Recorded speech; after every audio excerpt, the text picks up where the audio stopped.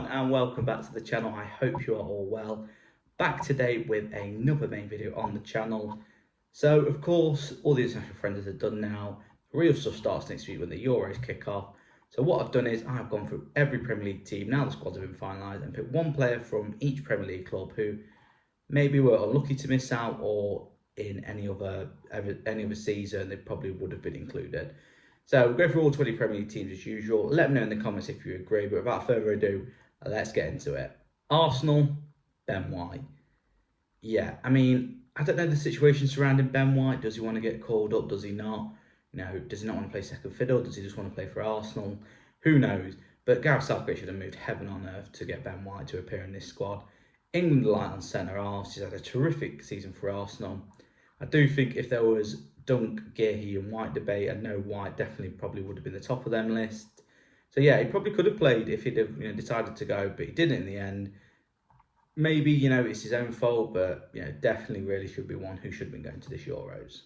Aston Villa, Luca Digne.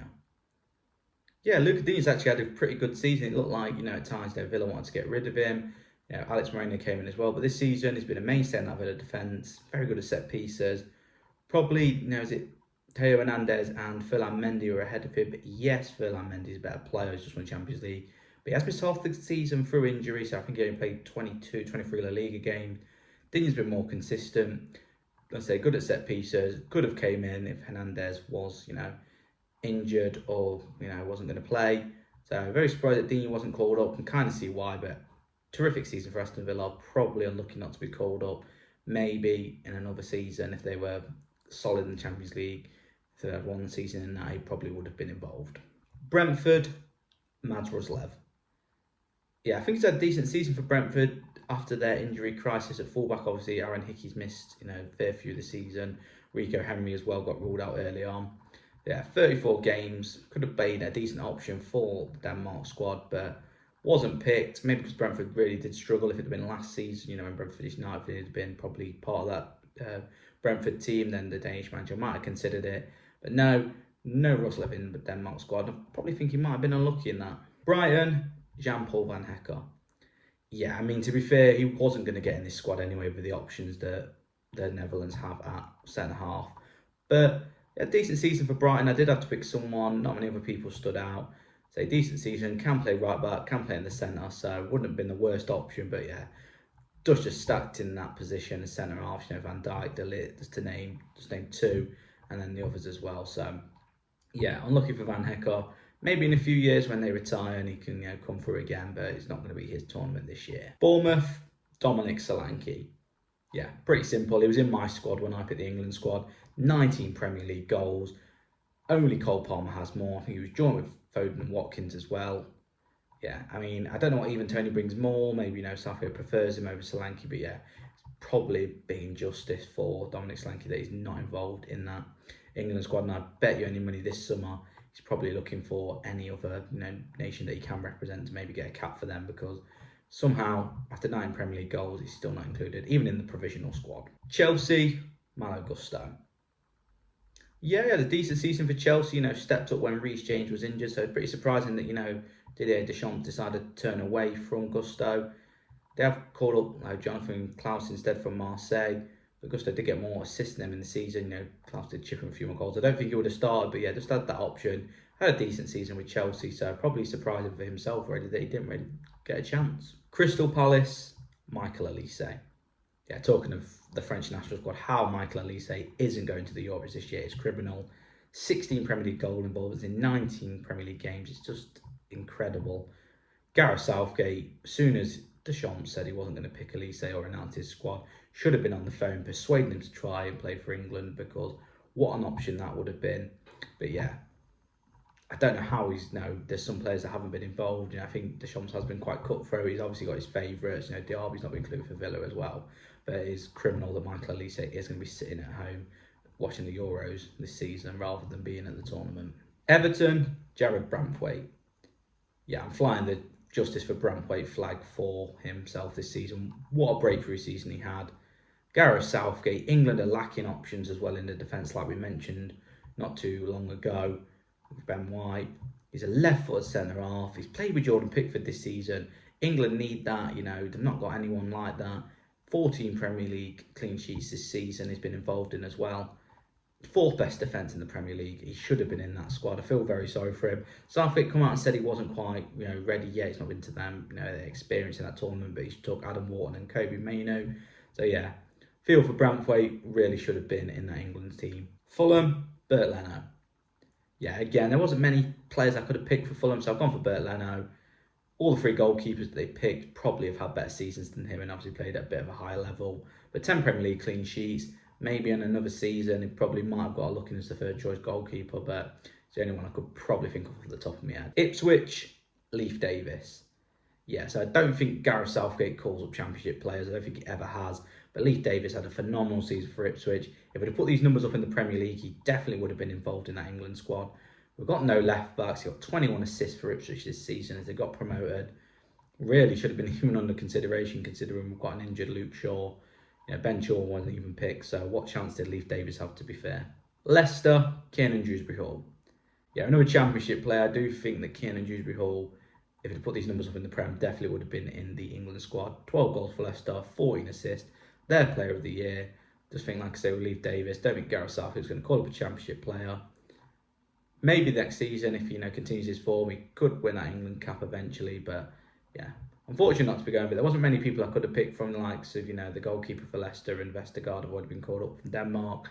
So had to pick someone. Went for Dewsbury Hall. Liverpool, Harvey Elliott. Yeah, in my original England squad, I did think that Harvey Elliott should have been involved. Curtis Jones, of course, could have been another one, but I've gone for Harvey Elliott. 53 appearances, 11 assists. I think he's really matured for Liverpool this season. Probably unlucky not to be involved in the prelim squad.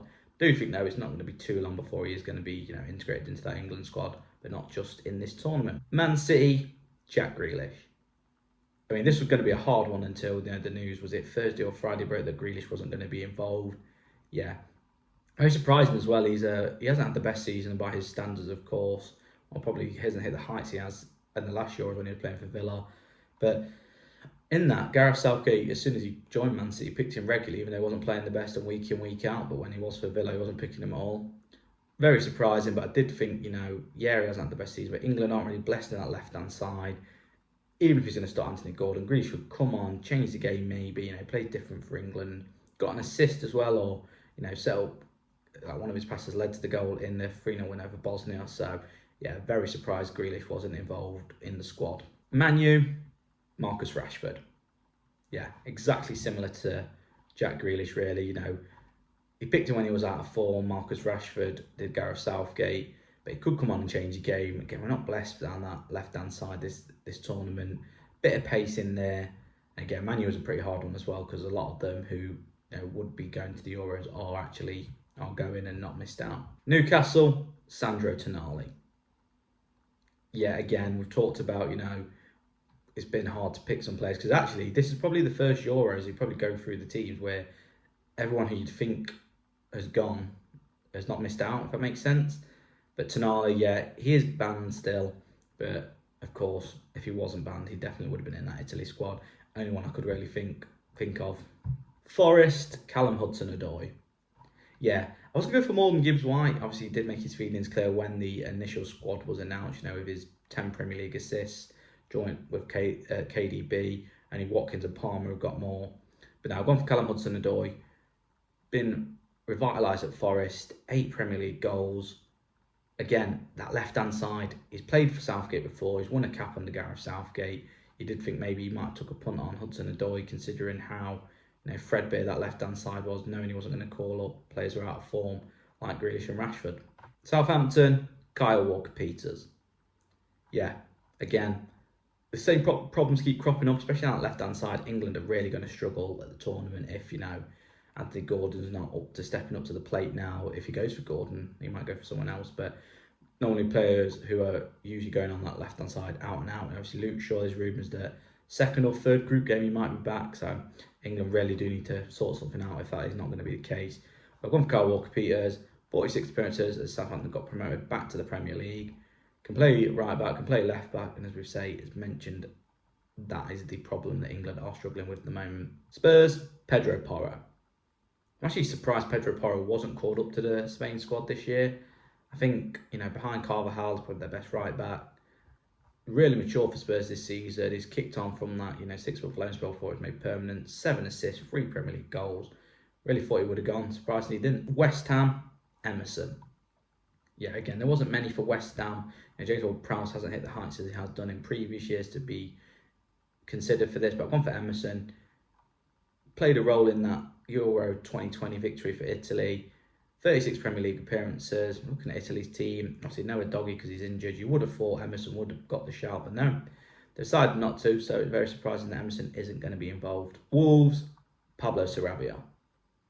Yeah, Spain is stacked with talent up front, but you would have thought Pablo Sarabia could have got ahead of a 38-year-old Jesus Navas. 7 assists in the Premier League, 4 goals, only in 30 games as well. You would have thought it's better stats than what Navas got this season. You really would have thought, as well, with the age Navas is at, Sarabia would have had time on his side. Probably will be disappointed as well that he didn't get included, especially considering, looking at the stats. But he's another one that's not going to make the Euros this year. And there we have it. There are my picks for each Premier League team's player who should maybe have gone to the Euros, or surprisingly they didn't due to the form they're in. Let me know what you think in the comments. Have I missed anyone out? Is there anyone I should have picked over someone else? As always, if you like what you see, please do give us a like and give us a subscribe. Join the journey. Of course, if you do want to see us produce more content like this, let us know in the comments. Contact us on social media. Links are down below. Let me know what you want to see. Let's get this channel more growing. But I hope you do settle down, enjoy the Euros. Hopefully it's a decent tournament from an England perspective. Let's hope we bring it home. But thank you all for watching, and I will speak to you all in a while.